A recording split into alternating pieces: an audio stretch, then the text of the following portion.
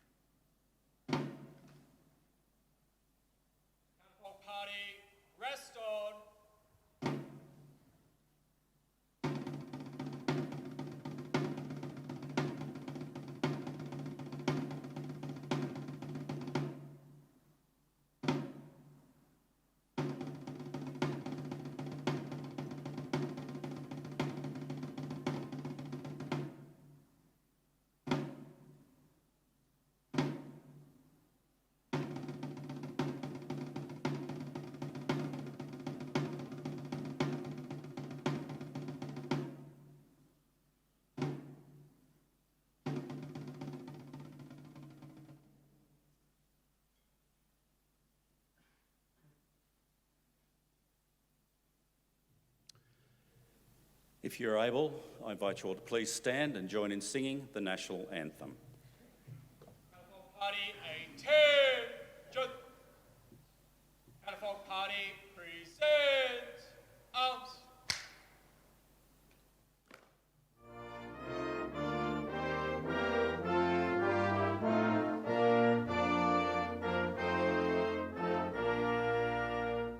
Australian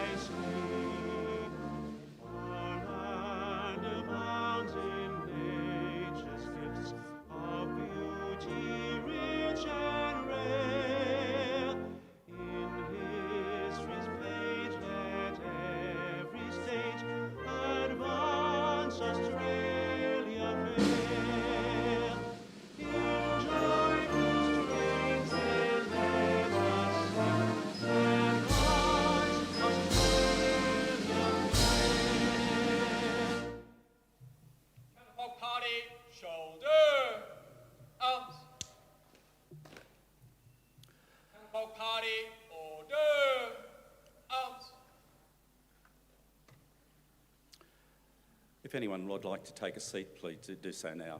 Any of your children there?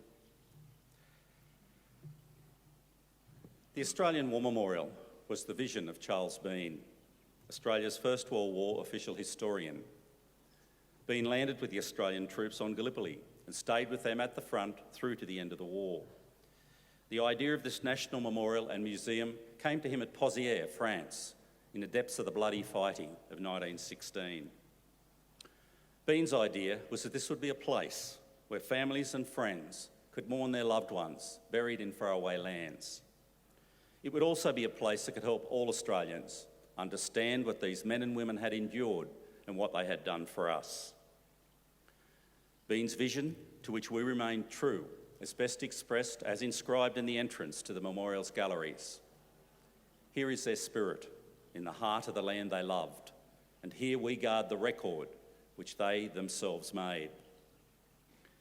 Tonight we'll read the story behind just one of those on the Roll of Honour, which lists the names of more than 102,000 men and women who have given their lives for us in war and on operations for more than a century. But first we present a lament, Flowers of the Forest. Wreaths and floral tributes will now be laid at the base of the pool of reflection.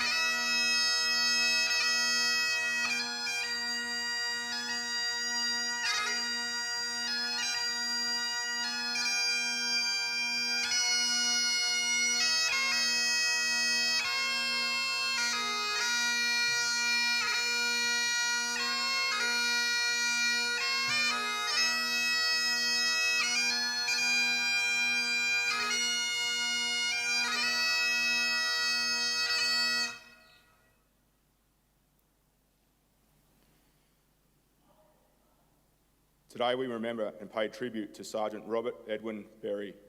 Robert Berry, known as Ted, was born on the 23rd of December 1878 to Thomas and Mary Berry of Brisbane. A well-known athlete described as just the sort of man for roughing it. Ted Berry was one of the three brothers who enlisted for service during the Boer War. He joined the 5th Queensland Imperial Bushmen, a contingent raised for service in early 1901. Ted and at least one of his brothers served in a small cyclist company that was part of the contingent.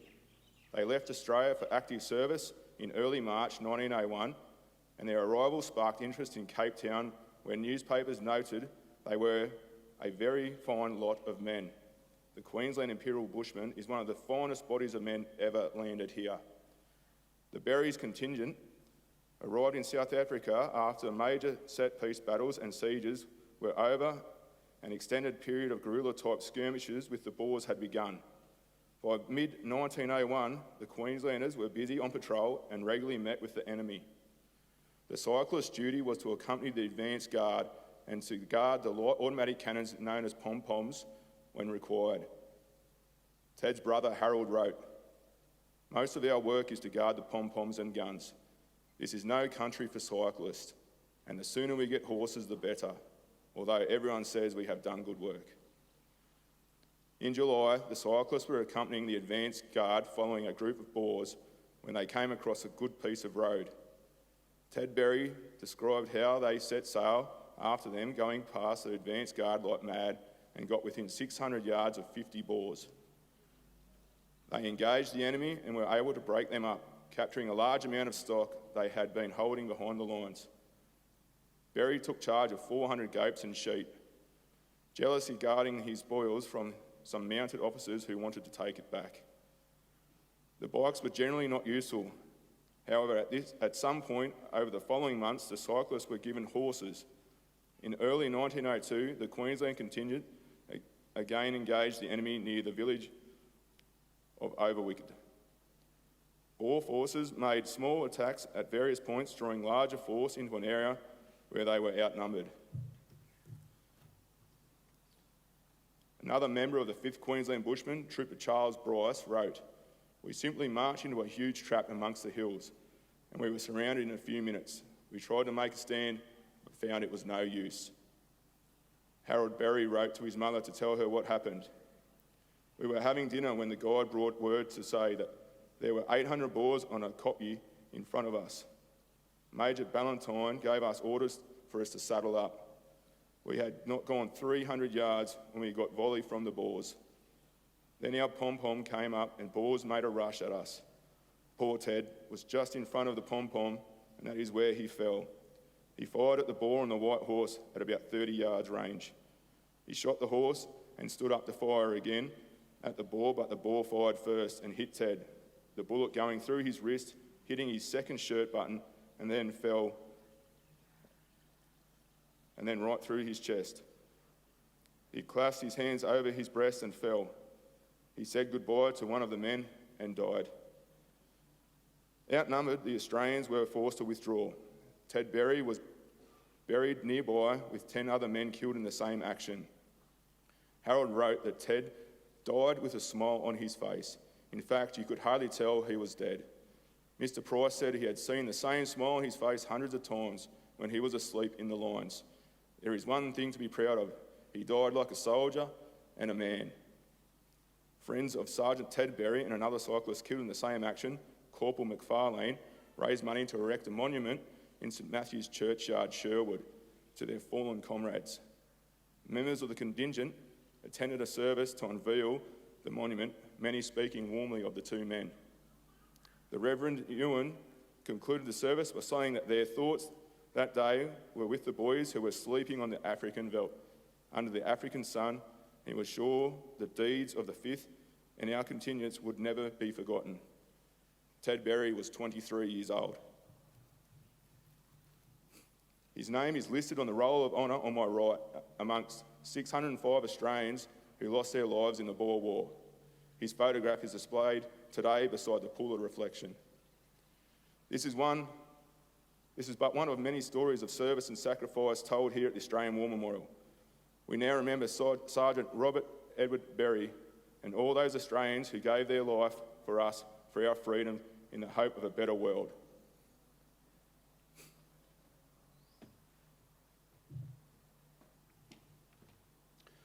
If you're able, please stand for the reading of the ode and the sounding of the last post.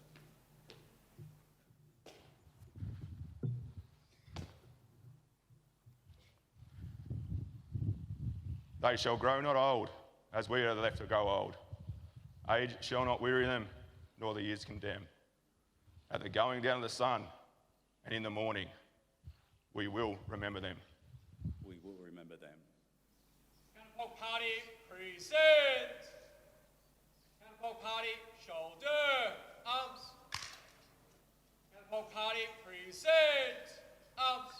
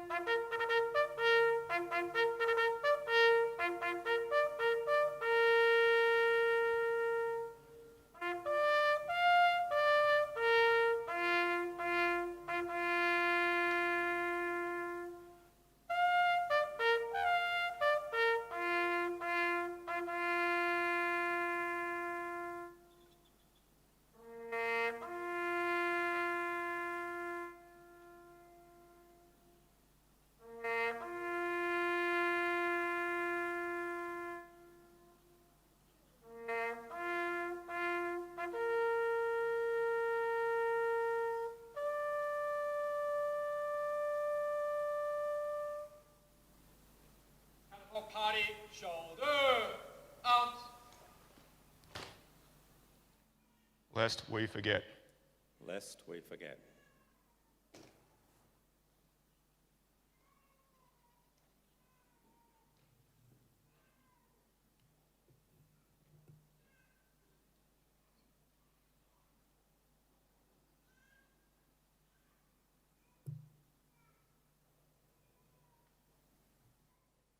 Counterpart Party inwards. Turn. Counterpart Party quick march.